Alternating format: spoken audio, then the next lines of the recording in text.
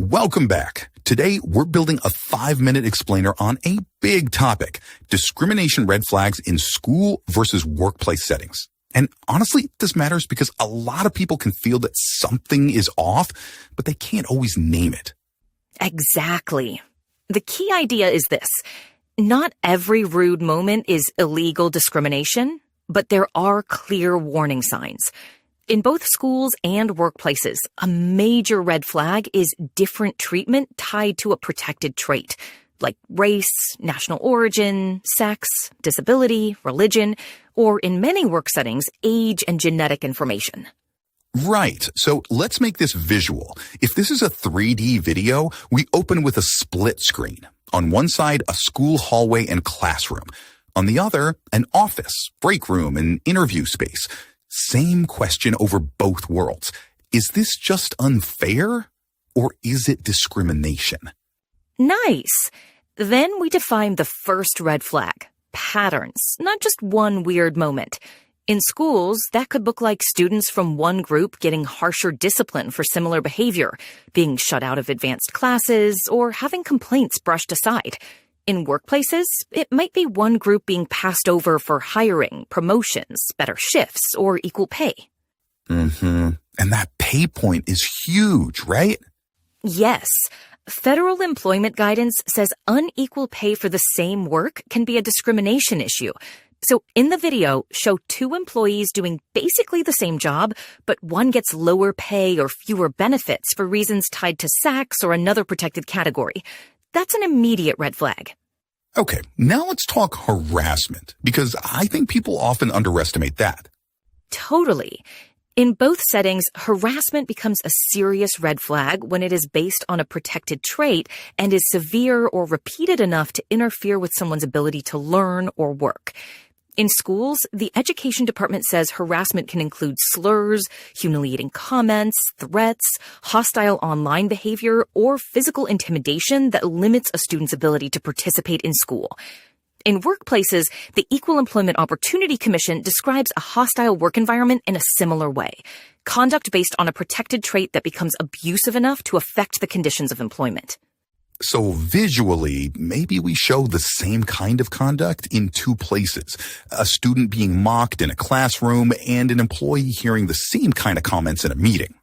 Exactly. Same red flag, different setting. And here's an important detail.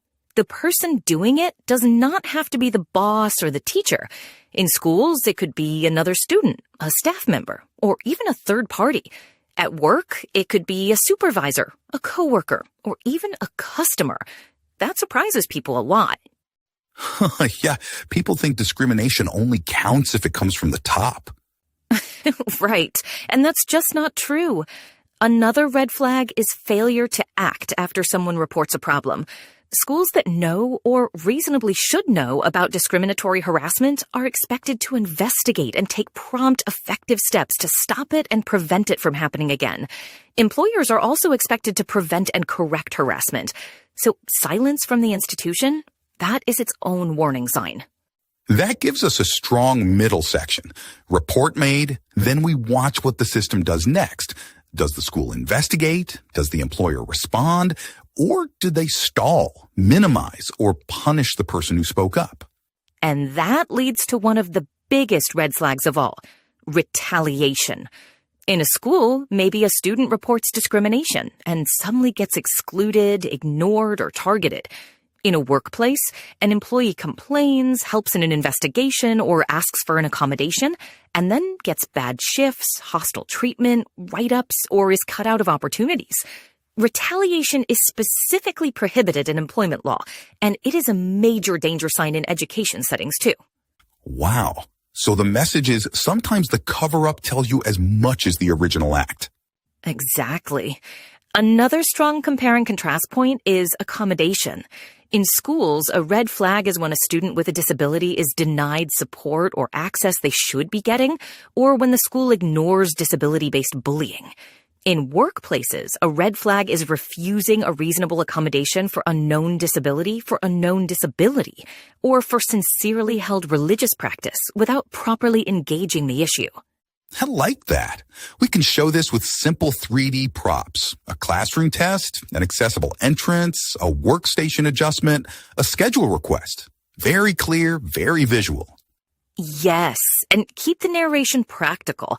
Say something like, if rules are enforced unevenly, if complaints disappear into a black hole, if one group keeps getting the worst outcomes, or if speaking up makes things worse, those are red flags.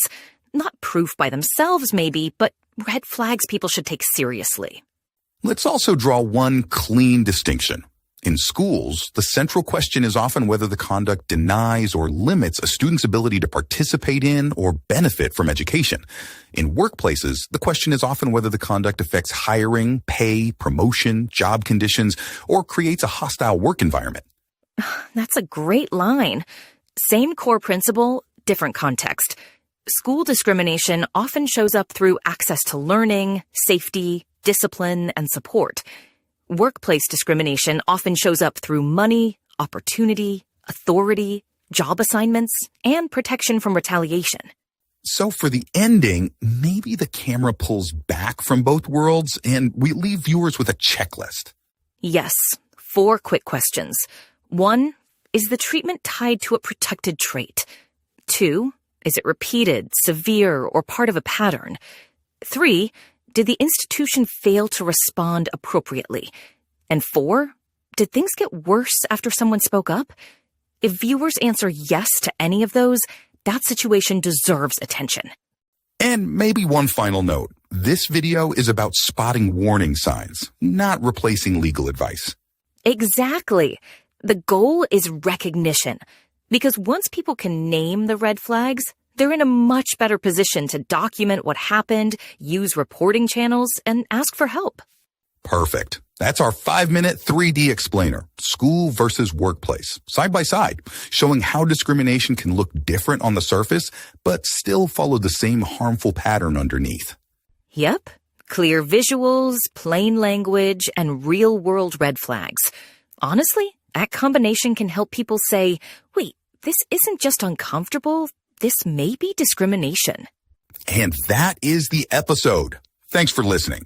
And, for paying attention to the signs that too often get normalized.